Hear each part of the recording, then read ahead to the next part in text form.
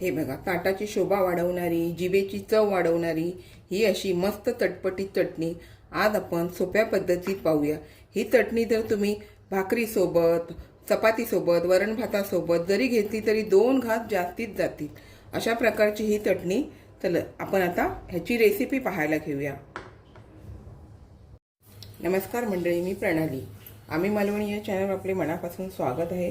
हे बघा, लसूण चटणीसाठी काय काय साहित्य लागतं ते मी घेतलेलं आहे। आपण आपल्या नुसार जसं करत असाल तर कमी अधिक करू शकता। आता मी 1 वाटी खोबरं छान असं किसून घेणार आहे। त्यासाठी बघा, थोडेसे शेंगदाणे कमी घेतलेले आहे, म्हणजे अर्ध्या वाटीपेक्षा म्हणजे पावणा वाटी तुम्ही शेंगदाणे समजा, पावणा वाटी शेंगदाणे घेतलेले आहे आणि 2 मोठे चमचे तीळ घेतलेले आहे, पाव चमचा जिरं घेतलेलं आहे, पाव चमचा हळद, पाव चमचा हिंग, लाल तिखट मसाला 2 छोटे चमचे घेतलेले आहे। तुम्हाला तिखट कमी जास्त हवं असेल त्यानुसार करायचं। सैंधव मीठ घेतलेलं आहे आणि 10-12 लसणीच्या पाकळ्या घेणार आहे। आपल्याला लसूण सोलून घ्यायचे आणि खोबरं किसून घ्यायचे, या 2 गोष्टी मी करून घेते, मग आपण लसूण चटणी करायला घेऊया। हे बघा, आपली जशी कढई गरम झाली आहे तसं आपण ही शेंगदाणे घालून घेतले आणि फास्ट गॅसवरती कढई गरम करून घेतली। आता मध्यम आचेवरती आपल्याला हे शेंगदाणे हलकेसे आपल्याला भाजून घ्यायचे। व्यवस्थित असे भाजले ना तर तुमची चटणी आहे ना महिनाभर अशी छान टिकते। आता आपण हे व्यवस्थित असे भाजून घेऊया। मंद आचेवरच भाजून घ्यायचे, जेणेकरून आतला भाग पण व्यवस्थित भाजला जातो। हे बघा, आपण मंद आचेवरती शेंगदाणे भाजून शेंगदाण्याला हलकेसे डाग दिसायला लागली ना की आपण 10-12 लसणीच्या पाकळ्या घालून घेऊया। हे बघा, मी यामध्ये अर्धी सालासकट लसूण घेतलेली आहे आणि काही लसूण सोलून घेतलेली आहे। सालासकट, सालामध्ये पण पौष्टिकता असते, त्यामुळे तुम्ही सर्व लसूण जरी सालासकट घेतली तरी चालून जाईल। तर मी काय केलं, मोठ्या पाकळ्या होत्या त्या सोलून घेतलेल्या आणि छोट्या पाकळ्या होत्या त्या सालासकट घेतलेल्या आणि त्यामुळे काय माहिती आहे, लसूण चटणीला छान अशी चव येते। आणि आपल्याला हे मंद आचेवरच आता आपल्याला भाजून घ्यायचे, अजिबात गॅस फास्ट करायचा नाही आहे। हे मंद आचेवरती लसूण थोडा वेळ आपल्याला जरासा डाग येईपर्यंत परतून घ्यायची आहे। हे बघा, आपल्या लसणीला पण असं डाग आलेले आहे, जास्त असं भाजायचं नाही, जरा डाग आले की आपल्याला त्यामध्ये हे 2 मोठे चमचे मी तीळ घेतलेले ते घालून घ्यायचे। तुमच्या आवडीनुसार तुम्ही लसूण चटणी करू शकता, नुसती खोबऱ्यात केलात तरी चालते, नुसती शेंगदाण्यात केली तरी चालते, पण अशा प्रकारे तुम्ही जर केलात ना तर तुम्हाला चपाती बरोबर, वरण भाताबरोबर ती छान खायला आवडणार। बघा, तुम्ही अशा पद्धतीत पण एकदा करून बघा। आणि मंद आचेवरच आता आपल्याला हे जे तीळ घातलेले आहेत ते पण आपल्याला मंद आचेवरतीच आपल्याला भाजून घ्यायचे। हे बघा, तीळ आपली कढई गरमच झालेली असल्यामुळे तीळ हे आपले लवकर भाजले जातात। आता ह्यामध्ये पाव चमचा जिरं घालायचं। जिऱ्याचं प्रमाण जास्त घेऊ नका, कारण आपण पदार्थामध्ये घालतो, पण लसूण चटणीमध्ये त्याचा जरा उग्र वास जरा इतका छान लागत नाही, त्यामुळे पाव चमचा जिरं बस होऊन जातं।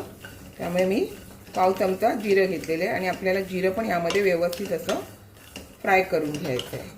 असं तुम्ही गरम करून जर लसूण चटणी केली ना तर तुमची लसूण चटणी महिनाभर संपेल। तशी काही अशी थोडी थोडी केली तर संपूर्णच जाईल, पण कोणताही तुम्ही पदार्थ नवीन करत असताना तुम्ही थोडंसंच करायला घ्या। तुम्हाला जमलं का मग तुम्ही जास्त असं करू शकता। आता हे मी थोडंसं जिरं पण त्यामध्ये व्यवस्थित असं फ्राय करून घेते। आता आपलं जिरं, तीळ सर्व हे लसूण वगैरे व्यवस्थित आपल्याला पाहिजे तशी भाजली गेलेली। आता आपण गॅस बंद करून घेऊया आणि 2 मिनटं असंच हलवूया गरम कढईमध्ये।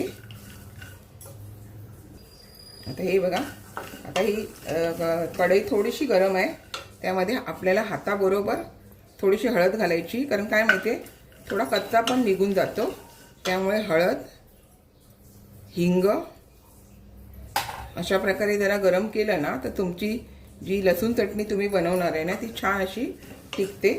गॅस बंद करूनच हे मसाले असे यामध्ये घातले आहेत मी। गॅस चालू असताना घालू नका, कारण आपलं गॅसची शेगडी पण गरम आहे आणि कढई पण थोडी गरम आहे। आणि अशा प्रकारे मसाले घालून यामध्ये असे परतवून घ्या, जेणेकरून महिनाभर तुमची लसूण चटणी छान अशी टिकून राहण्यासाठी।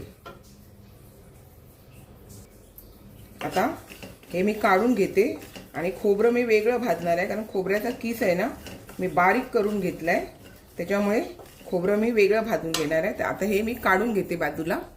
आता हे बघा, कढईमधलं हे मी काढून घेतलेलं आहे। पुन्हा आपण गॅस पेटवू, तर मी अशा पद्धतीत करते, कारण काय होतं माहिती आहे, लसूण चटणी चांगली टिकायला पाहिजे म्हणून खोबरं मी नंतर, कारण मी खोबरं काय करते किसत नाही, आपण वेळीवरती कातळं काढून आहे ना, हे बघा मी असं आता ह्याच्यात काही तुकडे तसेच राहिले ते चालून जातं. असं मी बारीक गॅसवरती आता हे अगदी थोडासा तांबूस कलर येईपर्यंत आपल्याला हे गरम करून घ्यायचं आहे. आणि जे आपण आधी जिन्नस भाजले आहेत ना ते नंतर ह्यामध्ये गॅस बंद करून मिक्स करून घ्यायचे. अशा पद्धतीने मी लसूण चटणी करते, जेणेकरून महिनाभर मला चांगली टिकवता येते. तशी संपली तर ती लवकर पण संपून जाते, पण राहिली तर महिनाभर ती व्यवस्थित टिकते. तिचा वास उग्र वगैरे होऊन जात नाही आपण व्यवस्थित असं भाजलं का. तर आता हे मी खोबरं थोडासा तांबूस कलर येईपर्यंत भाजून घेते, कारण मी वेळीवरती कातळी काढून किसून घेते नाही, कारण किसून घेतलं तर तुमचे हात वगैरे दुखले जातात. त्यामुळे वेळीवरती कातळे काढून घ्यायचे आणि मिक्सरला बारीक करून घ्यायचं, म्हणून मग व्यवस्थित खोबरं असं बारीक होतं. आणि जर आपण त्यामध्येच भाजून घेतलं असतं ना हे बारीक केलेलं, ते खोबरं मग करपलं जाणार. त्यामुळे असं मिक्सरमध्ये बारीक केलेलं खोबरं अशा पद्धतीमध्ये नंतर शेवटला किंवा तुम्ही आधी अशा प्रकारे भाजून घेतलात तरी चालतं. आता मी हे तांबूस येईपर्यंत मंडळी आता हे मी फ्राय करून घेते. हे बघा खोबरं आता आपलं हे मस्त भाजून झालं आहे. तर आपण आता गॅस बंद करून घेऊया आणि बंद गॅसवरती हे आपल्याला जे आधी भाजून घेतलेलं आहे ते ह्यामध्ये आपल्याला घालून असं छान असं परतून घ्यायचं, जेणेकरून तुमचं ही लसूण चटणी छान टिकून राहते, तिला चव पण छान लागते. तर हे मी थोडंसं असं गरम करून आपल्याला आता हे मिक्सरमधून थंड झाल्यावरती वाटून घ्यायचं आहे. हे बघा आता हे आपलं बऱ्यापैकी एवढं थंड झालं आहे आणि सुगंध एवढा मंडळी घरभर दळवळ आहे ना, काय लगेच बनवलं काय लगेच खायला असा इतकी चटणी खूप छान होते. आता आपल्याला ही मिक्सरमधून बारीक करून घ्यायची आहे. हे बघा आपल्याला आता हे मिक्सरच्या भांड्यामध्ये घालून घ्यायचं. आता हे मी सर्व या मिक्सरच्या भांड्यामध्ये घालून घेते. हे बघा आता आपल्याला हे मिक्सरमधून बारीक करून घ्यायचं आहे.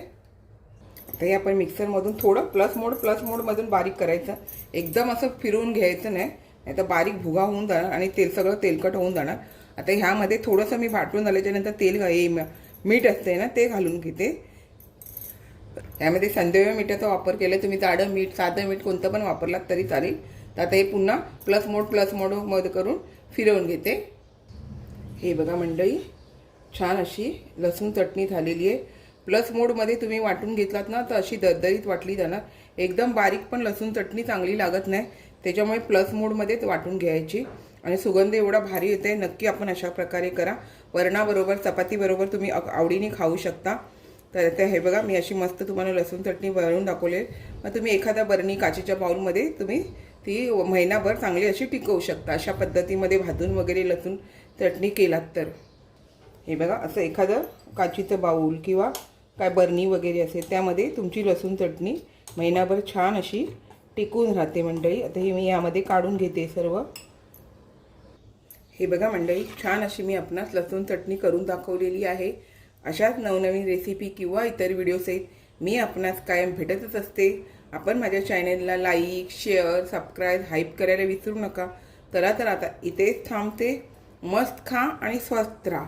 आपण माझे व्हिडिओ पूर्ण पाहता त्याबद्दल मनापासून खूप खूप धन्यवाद.